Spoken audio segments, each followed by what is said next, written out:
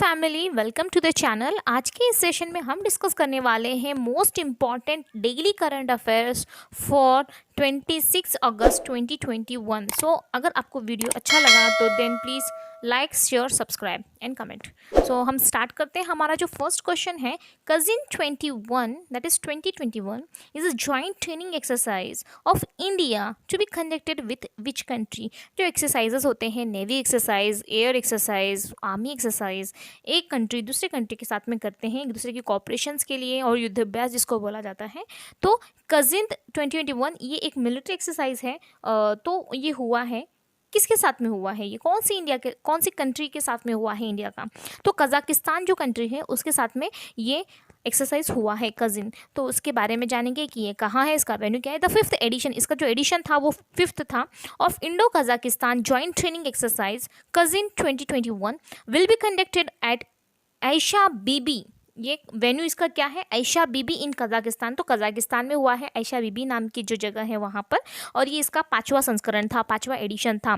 From August 30 to सितंबर 11, 30 अगस्त से 11 सितंबर के बीच ये युद्धाभ्यास होगा। और ये कहाँ पर होगा, ऐसी बीबी जो कजाकिस्तान में एक जगह है वहाँ पर होगा। और ये इसका 5वां एडिशन था। तो पूछा जा सकता है एग्जामिनेशन में कि ये कजिन जो है वो एक्सरसाइज कौन से दो कंट्री के बीच में होती है, या फिर इंडिया का किसके साथ में होगा, या फिर इसका वेन्यू भी पूछ लिया जाएगा। और इसके साथ में और एक एक्सरसाइज होती है इंडिया की, जो जिसको बोला जाता है प्रबल दोस्तक। तो कजाकिस्तान के साथ में कजिन और प्रबल दोस्तक, ये दो एक्सरसाइज इंडिया करता है। इसकी कैपिटल क्या है, कजाकिस्तान की नूर सुल्तान है, और जो करेंसी वो है तेंगे। सिमिलर नाम जो है उसके साथ में कजाकिस्तान हो गया, किर्गिस्तान हो गया, उज्बेकिस्तान हो गया, ये जो सिमिलर तान वाले हैं तो उसके साथ में भी अलग अलग है। जैसे किर्गिस्तान हो गया, तो किर्गिस्तान के साथ में इंडिया की कौन सी एक्सरसाइज होती है, खंजर एक्सरसाइज होती है किर्गिस्तान के साथ में। उज्बेकिस्तान हो गया, उज्बेकिस्तान के साथ में डसलिक जो एक्सरसाइज होती है वो होती है। और लास्ट में आता है कजाकिस्तान, तो कजाकिस्तान के साथ में कजिन और प्रबल दोस्तक, ये दो एक्सरसाइज होती हैं। और चौथा एक होता है अफगानिस्तान के साथ। तो अफगानिस्तान के साथ में फिलहाल तो नहीं है, तो अफगानिस्तान, ये तान वाले जो हैं इतने एक्सरसाइज मतलब होते हैं इंडिया के साथ में। एक ही करंटली प्रोनाउंसिएशन एक ही हो जाता है ना।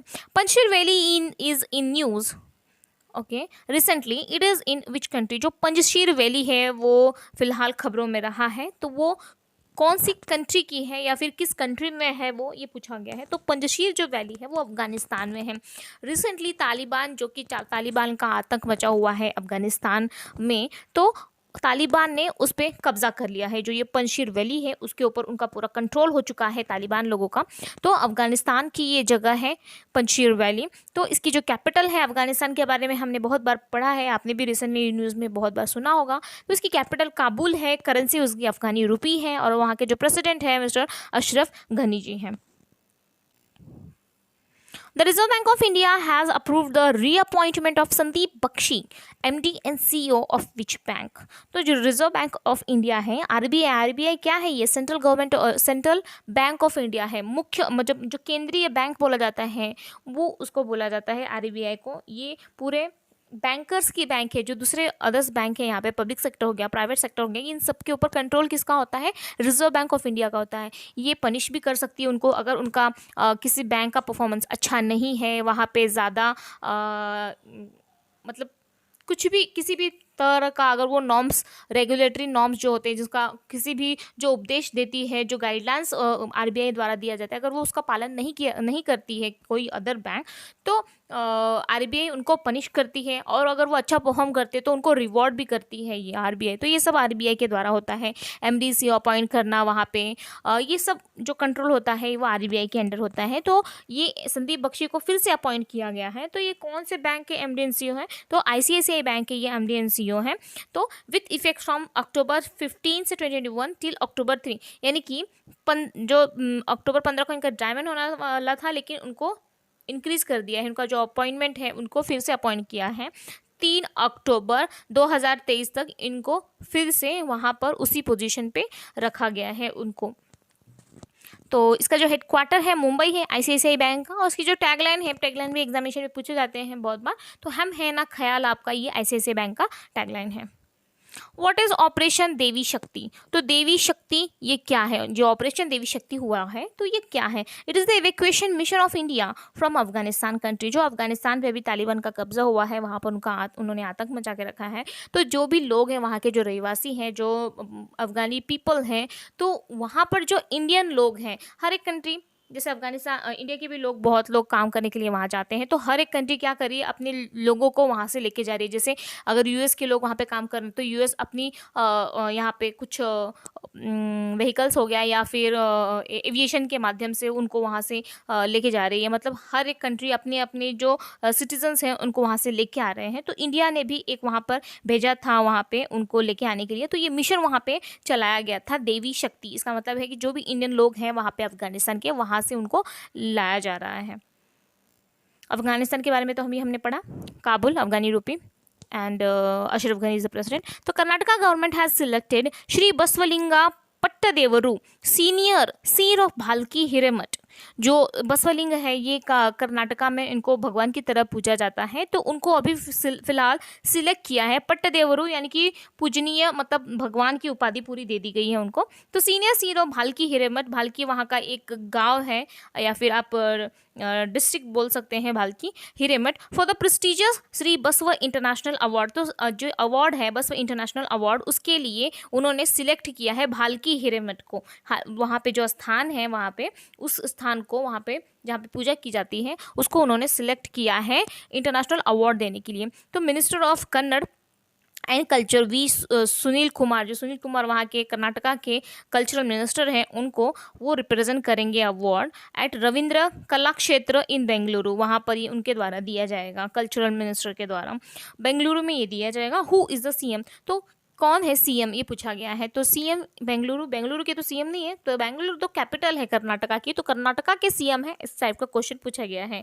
तो ऐसे घुमा फिरा के भी एग्जामिनेशन को पूरा डिटेल दे दिए जाएगा एक क्वेश्चन में। उसके बाद पूछा जाएगा कि ये कौन सी कंट्री के प्रेसिडेंट है, कौन सी स्टेट के सीएम है। इस टाइप के क्वेश्चन बहुत बार पूछे जाते हैं एग्जामिनेशन में। तो बेंगलुरु जो कैपिटल है कर्नाटका की, तो कर्नाटका के chief minister mister BS Yediyurappa ji हैं, और वहाँ के जो गवर्नर है वो थवरचंद गहलोत है। पहले वाजूभाई वाला जी थे और अभी उनको हटा करके थवरचंद गहलोत जी को गवर्नर बनाया गया है। और अभी कर्नाटका को ADB ने $500 मिलियन का US का अमाउंट दिया है। जो मेट्रो रेल बन रहा है बेंगलुरु में, उसकी हेल्प करने के लिए ADB ने $500 मिलियन US दिया है कर्नाटका को। Syed Shahid Hakim who passed away belongs to which game? जो शहीद हकीम है वो अभी उनका देहांत हो गया है, तो वो कौन से गेम से रिलेटेड है? तो उनका जो गेम था वो फुटबॉलर थे। वॉज ऑफ 82 का उनका एज था। पॉपुलरली नोन एज हकीम साहब, उनको हकीम साहब के नाम से भी जाना जाता था। प्लेड इन 1960 रोम ओलंपिक्स, तो उन्होंने ओलंपिक्स में भी पार्टिसिपेट किया था। 1960 के जो ओलंपिक्स गेम थे उसमें उन्होंने पार्टिसिपेट किया था। Belongs to football. सईद शहीद हकीम। Who is the author of the book titled Let Go Time Traveling Again? तो who is the author of the book titled Let Go? ये जो बुक है उसके ऑथर कौन है? सुभद्रा सेन गुप्ता जी हैं। इसकी जो ऑथर हैं सुभद्रा सेन गुप्ता जी हैं। इनका देहांत हो गया है कोविड-19 की वजह से। मई 2021 में इनका देहांत हो चुका है। The East Chakma and Hazong communities are recently in news occurring in which state? जो कम्युनिटीज़ हैं वो न्यूज़ में था, तो ये कौन से स्टेट की कम्युनिटीज़ है या फिर कौन से स्टेट में ये कम्युनिटीज़ रहती हैं? इस टाइप के क्वेश्चन बनते हैं। तो चकमा और ये हेजोंग है, ये जो कम्युनिटीज़ है वो अरुणाचल प्रदेश की कम्युनिटीज़ है। अरुणाचल प्रदेश में ये कम्युनिटीज़ है। चकमा जिसको बोला जाता है कि जो बुद्धिस्ट लोग हैं उन लोगों का ये ग्रुप है, और हजोंग जो है ये हिंदू लोगों का ग्रुप है। तो वो इमिग्रेंट्स, जैसे इलीगल इमिग्रेंट्स आते हैं तौर पर गलत है, लेकिन वो क्या होते हैं बाहर के देशों से, या फिर जो इमिग्रेंट्स यानी कि बाहर के देशों से, जैसे अफगानिस्तान में अगर भी आतंक मचा है तो वहाँ से लोग भाग करके कहाँ आएंगे? इंडिया में आएंगे। इंडिया में किसी स्टेट में जाके रहेंगे तो उनको इलीगल इमिग्रेंट्स बोला जाता है। जैसे म्यांमार से लोग भाग के आए थे तो उनको इमिग्रेंट्स बोला जाता है, इलीगल इमिग्रेंट्स बोला जाता है। तो वो है ये चकमा और हजंग क्या है, ये जो कम्युनिटी है वो इलीगल लोग हैं, इलीगल इमिग्रेंट्स लोग हैं जो कि अरुणाचल प्रदेश में आके रह रहे हैं। तो अरुणाचल प्रदेश के जो चीफ मिनिस्टर हैं पेमा खांडू जी, उन्होंने अभी अनाउंस किया है कि इन लोगों को अरुणाचल प्रदेश के बाहर डिस्प्लेस कर दिया जाएगा, वहाँ पे इनको रखा जाएगा। जो अरुणाचल वेस्ट है उस साइड में इनको रखा जाएगा।